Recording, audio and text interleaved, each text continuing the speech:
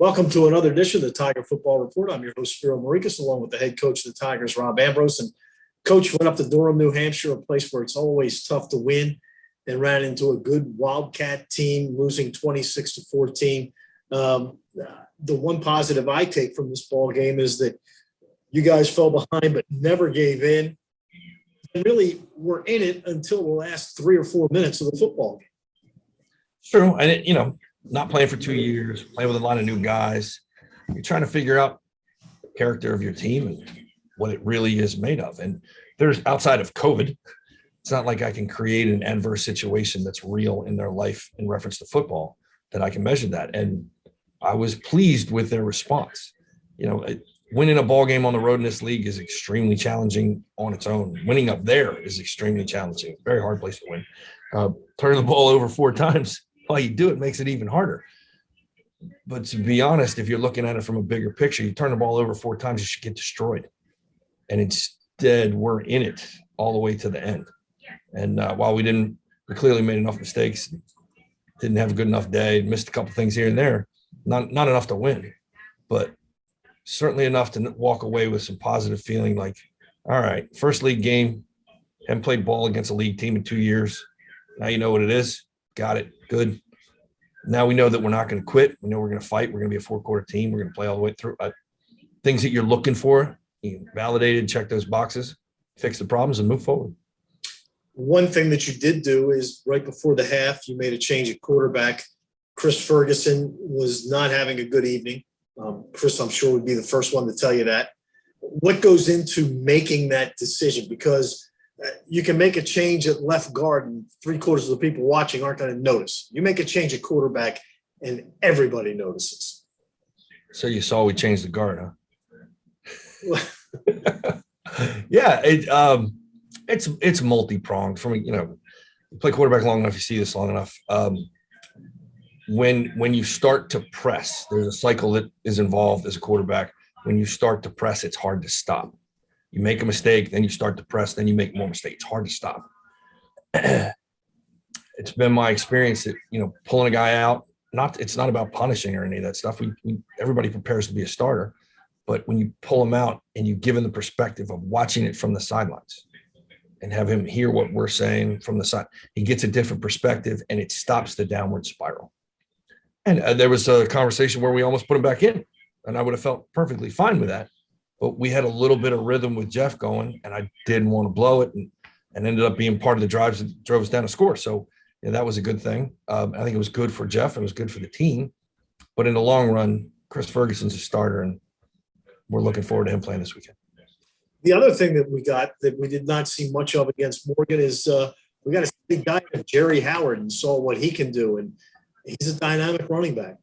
He very much is. He's a big guy. He's hard to tackle. He's got great vision, great balance.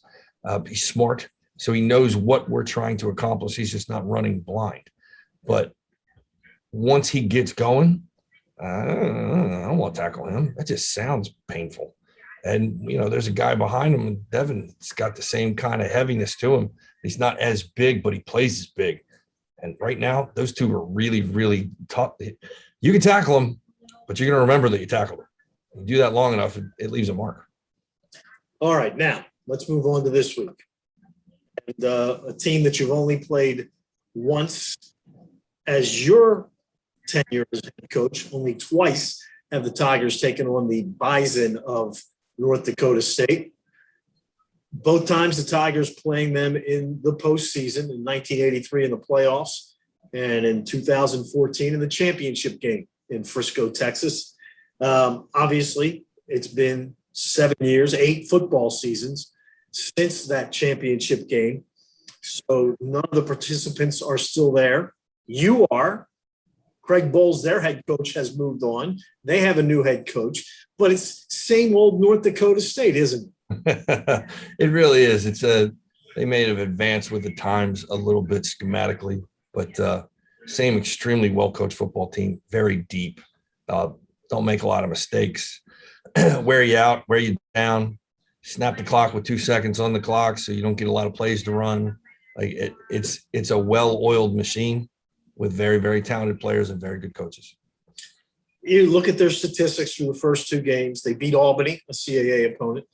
The first game 28-6, and then Valparaiso, a non-scholarship team, 64-0 last week. But they're averaging 8.3 yards a carry, and their top two rushers average 9.1 and 11.8 yards per carry. That's pretty good. Yeah, doesn't suck. Not at all. What about their quarterback, Quincy Patterson? He's also their third leading rusher, and he's completed 16 to 21 passes. They haven't had to throw a lot because they've been ahead by so much. They've only thrown the ball 25 times and rushed it 86 times. But he's a dual threat because he can run and throw. He's a dual threat that can run and throw, and he's bigger than Jerry Howard. Yeah, so he's he said he's as good with the ball in the air as he is on the ground. He runs their scheme just like every other good quarterback that came through there. You're going to see some play action. You can see some quarterback runs. You're going to see a lot of power, a lot of downhill physical football. For the people that like run game football, you are really going to enjoy watching them. They do it about as good as anybody in the country. And what do you guys have to do to slow that running attack down? Do our job. It's really it. They're well versed in what they do, but no offense, we're pretty well versed in what we do too. And they'll tell you they're a power running team, but you're going to see all kinds of interesting formations and interesting movements. Some of the stuff that we do too, and it's a smoke and mirrors just so they can do what they want to do. It's that the more I watch them, the more I'm impressed that it's a dynasty. It truly is. It's a dynasty, and it's a dynasty because of things. Players, that school, that whole town, everybody in that community is completely in.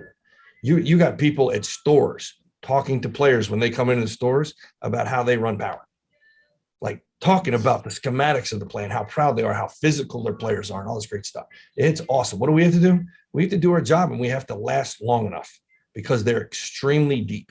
They play a lot of guys. They're always fresh, and they haven't really been tested for the long haul. And we're going to have to play 4 quarters of extremely physical football with them head to head to be able to beat them. All right. We know one thing will be different about this week as compared to January of 2014. The field will be in better shape. It will be. Yes. Thank That's you. still one of the most amazing things I've ever seen. I told you one day I'm going to write that book, and you can't make this stuff up, and that's going to be part of it. Oh, if Darius Victor just could have not slipped. In the past. I know, long time ago. Can't worry about it now. Coach, good luck, and we will talk to you next week. Looking forward to it, Ben. Thanks. Thanks for tuning in to another episode of the Tiger Football Report.